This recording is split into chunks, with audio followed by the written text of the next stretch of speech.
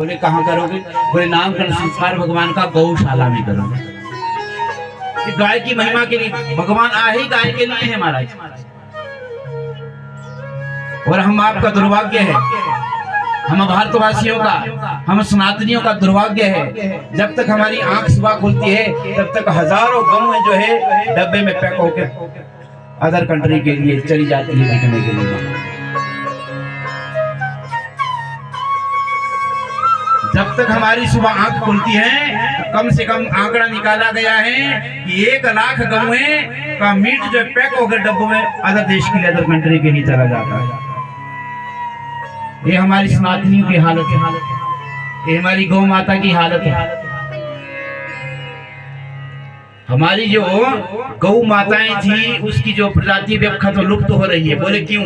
जो जर्सी गाय जब से आई, जर्सी गाय क्या है? अफगानिस्तान का जैसे सूअर होता है ना हमारे, तो अफगानिस्तान में ये जो जर्सी गाय हैं वहां पर वो मीट के लिए पैदा की जाती है। जैसा पालतू सूअर पालते हैं ना लोग, वैसी अफगानिस्तान में जो जर्सी गाय हैं खाने के लिए पैदा की जाती है। तो वही गाय हमारी गऊओं के बीच भेजी क्योंकि ज्यादा दूध देती है, ज्यादा तुम्हारा जहर निकलता है, थोड़ा तो अमृत निकलता है। अगर आपने ध्यान देना, कभी जब पहाड़ी गाय का दूध दुहेंगे तो उसका रंग पीला होगा। कैसा होगा?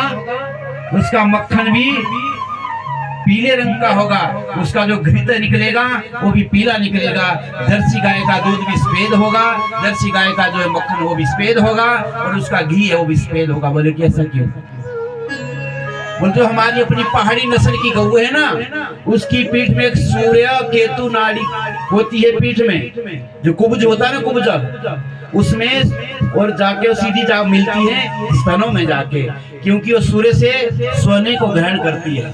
हमारी पहाड़ी गायें सूर्य से सोने को ग्रहण करती है, वही उसकी जो है सूर्य केतु नाड़ी में आता है और सीधे जाके स्तनों में वो अमृत हमें प्रदान करती है। परंतु अब अमृत पीने वाले नहीं, हम तो जहर पीने वाले हैं। घर में बड़े शौक से शाम को ऐसे आएंगे, हमारा 3-4 थैली दूध की उठा के बस पता नहीं क्या लेके आ गए, और उनको ये पता नहीं है कि उनके अंदर कितना जहर है।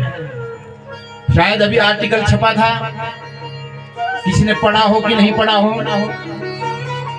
क्योंकि हमारा संबंध गऊ से है।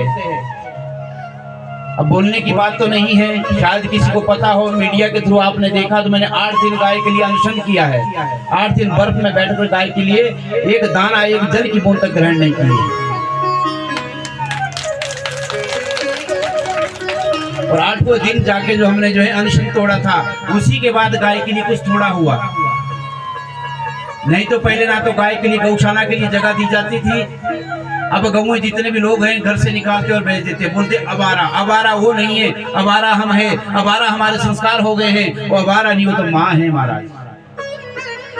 वो भारतीय की संस्कृति है, गाय हमारी भारत संस्कृति की जड़ है। हमारा जन्मदिन होता है, हमारा जब जन्म होता है तब गाय चाहिए, मरण होता है तब गाय चाहिए, बीच वाले संस्कार में भी गाय चाहिए। जब तक हमारा यज्ञ पूर्ण नहीं होता, जब तक उसमें गौदान नहीं किया जाता।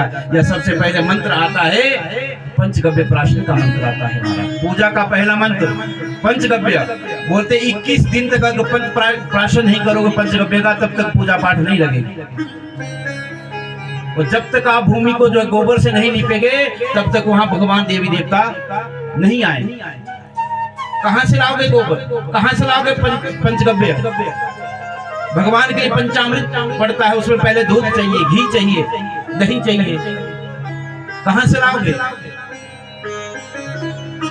थैली उठा के ले आते हैं हम घर को, शाम को आते और उसी जहर को अपने बच्चों को पिला देते हैं, और उन्हें 75% मिलावट होती है। जब त्योहार आते हैं उसमें तब तो 90% की मिलावट होती है।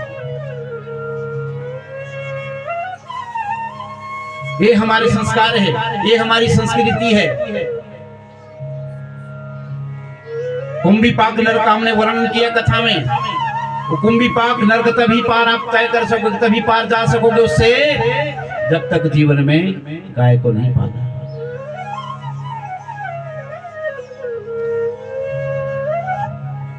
इसलिए तो कई गाय मिलती था, वो तो बड़ा मत्था टेकते गाय के पास। मत्था टेक के कुछ नहीं होने वाला है, बचाना पड़ेगा गाय। हम आप जैसे ही लोग हैं जो सड़कों में गऊओं को फेंक देते हैं।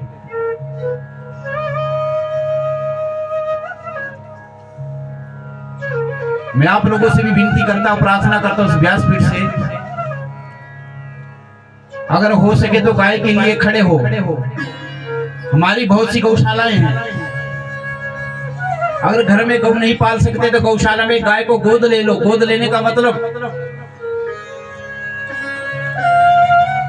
एक गाय को जीवन पर मैं पालूंगा, मैं खर्चा दूंगा गौशाला में जाकर, तब हमारी गौएं बच सकती, वरना नहीं बचेगी।